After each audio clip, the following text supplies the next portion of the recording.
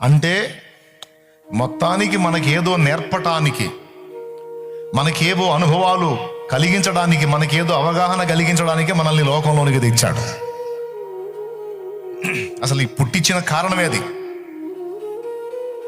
మనల్ని ఈ లోకంలోనికి తీసుకొచ్చి మనకంటూ జన్మనిచ్చి ఒక్కొక్కడికి ఒక్కొక్క టైపు లైఫ్ ఇచ్చి, ఆ లైఫ్లో ఒక్కొక్కడికి ఒక విధమైన అనుభవాలు ఇచ్చి, ఇంతమంది అనుభవాలు ఏం చేసుకుంటావా, అందరికి ఎవరికి తగ్గ అనుభవాన్ని వాళ్ళకి ఇచ్చేసావు, ఇంతమంది అనుభవాలు నీకెందుకంటే పని ఉందిలే అంటాడు ఆయన. ఎంతమంది వ్యక్తులు కావాలనుకున్నాడో మొత్తాన్ని ఉనికిలోకి తీసుకొచ్చింది ఆయనే. వీళ్ళందరికీ ఎవరికి తగ్గ అనుభవాన్ని వాళ్ళకి నేర్పి, ఎవరికి తగ్గ శిక్షణ అంటే ట్రైనింగ్ వాళ్ళకి నేర్పి వాళ్ళని రెడీ చేసుకుంటున్నాడు.